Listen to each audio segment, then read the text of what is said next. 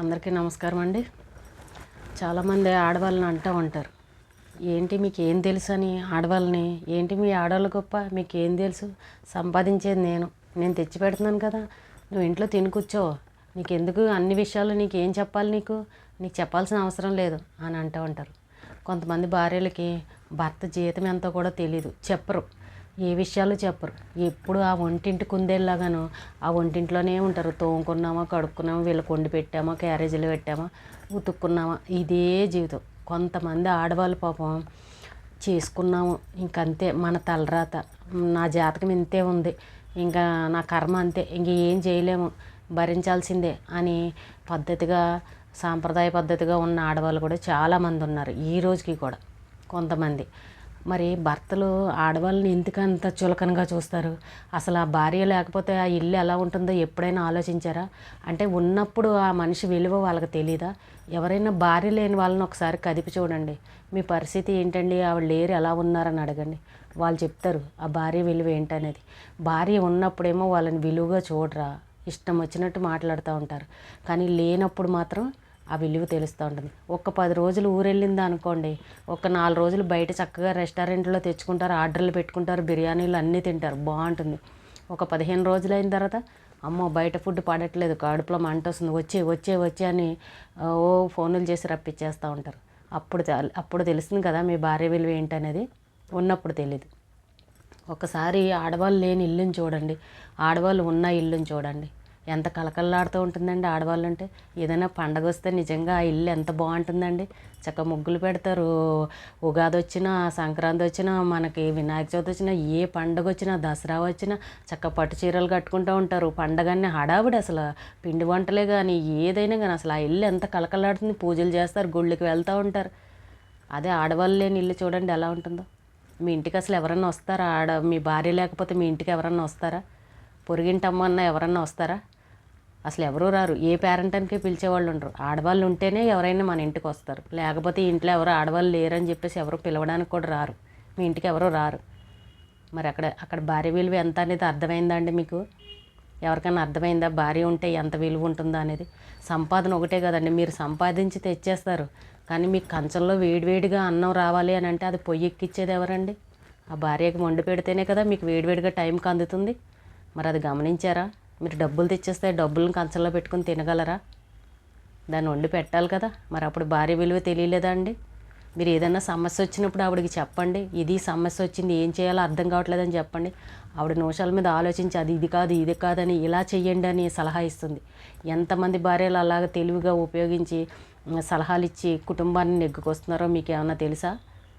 ఒక్కసారి మీకు ఫ్యామిలీ బాధ్యతలు అప్పచెప్పి చూడండి. నువ్వు గడిపవే, ఇగో శాలరీ, ఇదిగో నువ్వు నడిపించు సంసారం అనండి, మీరు ఇచ్చిన దాంట్లోనే ఇంకా పొదుపు చేసుకుంటారు. వాళ్ళు దాచిపెట్టుకుని కూడా ఇంకా మీకు టైంకి ఫుడ్ అది పెడతా ఉంటారు, పిల్లలకి మీకు కూడా. అంత జాగ్రత్తగా చేస్తారు ఆడవాళ్ళు. రూపాయి ఖర్చు పెట్టాలంటే ఆలోచిస్తారు, వాళ్ళది నాది రూపాయి అన్నట్టు జాగ్రత్త పెట్టుకుంటారు. మీరు ఏదన్నా ఒక చీర కొని పెట్టండి, సంవత్సరాలు దాచిపెడతా ఉంటారు. మా ఆయన కొనిచ్చారు, ఫస్ట్ టైం నాకు మా ఆయన కొనిచ్చారు అని కట్టుకోకుండా అందరికీ చూపించి దాచిపెట్టుకుంటూ ఉంటారు. ఎందుకంటే గుర్తుగా, మీరంటే అంత ప్రేమ కాబట్టి. మీరు ఇచ్చింది చిన్నదైనా కానీ వాళ్ళు గుర్తుగా దాచుకుంటూ ఉంటారు. అంత సున్నితమైన మనసు ఆడవాళ్ళది. చిన్న చిన్న విషయాలకి పొంగిపోతూ ఉంటారు. ఒక్కరోజు ఒక రెస్టారెంట్కి, ఒక హోటల్కి, ఒక బయటికి ఐస్ క్రీమ్ తినిపించండి బయటికి తీసుకెళ్ళి. మా ఆయన ఈరోజు బయటికి తీసుకెళ్ళాడని అందరికీ గొప్పగా చెప్పుకుంటూ ఉంటారు, తన ఫ్రెండ్స్కి, వాళ్ళకి, చుట్టుపక్కల వాళ్ళకి గొప్పగా చెప్పుకుంటూ ఉంటారు. వాళ్ళకి అదే పెద్ద ఇదిలాగా. అంత చిన్న చిన్న విషయాలకి పొంగిపోతారు ఆడవాళ్ళు. కానీ అలాంటి ఆడవాళ్ళని ఈవేళ చిన్న చూపు చూసి ఇంట్లో లేకుండా గొడవలు పెట్టేసుకుని నాకు ఇది వద్దు అన్నట్టు అందరూ సాధించేసి ఆవిడని ఎలా వదిలించుకుందామని చూసే స్థాయికి వచ్చేసారు చాలామంది. ఇది లేకపోతేనే హాయ్ అనే విధంగా ఉంటున్నారు. కానీ ఆవిడ లేని మనుషను ఎంత ఘోరంగా ఉంటుందో ఆ జీవితం అనేది ఎప్పుడైనా ఆలోచించారా మీరు? ఉంటాయి, ప్రతి సంసారంలో గొడవలు ఉంటాయి. గొడవలు లేని వాళ్ళు ఎవరు లేరు. మీకు మీరే సర్దుకుపోండి. మూడో వ్యక్తి ఎందుకు మళ్ళీ మధ్యలో? మీకు మీరే సారీలు చెప్పుకోండి, మీరే కలిసిపోండి, ఎవరు తప్పు ఉంటే వాళ్ళే మాట్లాడేసుకోండి. మధ్యలో మూడో వ్యక్తిని తీసుకురాకండి, మీరు లోకం అయిపోతారు. మీరు ఆవిడకి ఏది ఇష్టమైందో అది చేసి చూపించండి. ఆవిడకి అసలు ఆవిడ టాలెంట్ ఏంటి, ఆవిడ ఏదైనా చేస్తానంటే మీరు వద్దు అని ఎందుకు తొక్కేస్తారు? ఈ రోజుల్లో ఎంతమంది ఆడవాళ్ళు అన్నిట్లోనూ, అన్ని రంగాల్లోనూ చక్కగా సాధిస్తున్నారు. ఆవిడకి ఏదో ఇష్టమై ఉంటుంది, కానీ మీరు ఏం చేయించనివరని ఆవిడ అలా అణిగిమణిగి అలా ఉంటుంది. ఆవిడకి ఏది చెప్పుకోలేక అసలు ఒక 5 నిమిషాలు ఏ రోజన్నా మీరు ప్రశాంతంగా కూర్చొని ఆవిడతో మాట్లాడారా? ఇది ఇలా చేద్దాం అనుకుంటున్నాను, ఇది శాలరీ ఇది ఇలా వచ్చింది, పిల్లలకి ఇలాగ సేవింగ్స్ ఇలా చేస్తున్నానని ఏ రోజైనా ఆవిడకి చెప్పారా? కొంతమంది భర్తలు చెప్పరు. నీకెందుకు, నేను సంపాదించుకొస్తున్నాను కదా, అన్నీ నువ్వు వండి పెట్టి చాలు, నేను చూసుకుంటాను అవన్నీ అంటూ ఉంటారు. ఆవిడకి తెలుసుకోవాలన్నది, ఆవిడకి బాధ్యత లేదా? సంసారంలో ఆవిడకి బాధ్యత లేదా? వండి పెట్టడం వరకే ఆవిడకి బాధ్యత. మీ పిల్లలకి ఆవిడ తల్లే కదా, ఆవిడకి అన్ని విషయాలు చెప్పాలి కదా, నీకెందుకు అని అంటూ ఉంటారు. అదే ఆడవాళ్ళకి ఇచ్చే మీరు మర్యాద, అదే మీరు ఇచ్చే ఆడవాళ్ళకి ఇచ్చే గౌరవం అదే. మరి ఇలాంటప్పుడు గొడవలు ఏం జరుగుతాయండి ఇంట్లో? గొడవలు ఎందుకు నాకు ఏం చెప్పడు మా ఆయన అని గొడవలు పడుతూ ఉంటారు. చాలామంది ఈ రోజుకి చెప్తుంటారు, అసలు మా ఆయన శాలరీ అంతా కూడా నాకు ఈ రోజు వరకు తెలియని ఆడవాళ్ళు కూడా ఉన్నారు. చెప్పరు, ఈగోలు అన్నమాట. నీకేంటి చెప్పేది అన్నట్టు. మీరు ఎప్పుడైతే మీ భార్యకి సపోర్ట్ ఇస్తారో అప్పుడు అత్తగారన్నా ఒక మాట, ఆడబడుచన్నా ఇంకా వేరే వాళ్ళు ఎవరన్నా, మా ఆయన ఉన్నాడు నా వెనకాల, మా ఆయన నాకు సపోర్ట్, అసలు మా ఆయన నా వెనకే ఉంటారు, అసలు నాకు మా ఆయనే బలం, వీళ్ళేంటి అనేది. మా ఆయన నేను ఎంత చెప్తే అంత మా ఆయన వాళ్ళు గర్వంగా ఉంటారు. ఎవరేమన్నా పట్టించుకోరు. ఇంకా మా ఆయన నాకు సపోర్ట్గా ఉన్నాడు, మా ఆయన నా వెనుకున్నారని.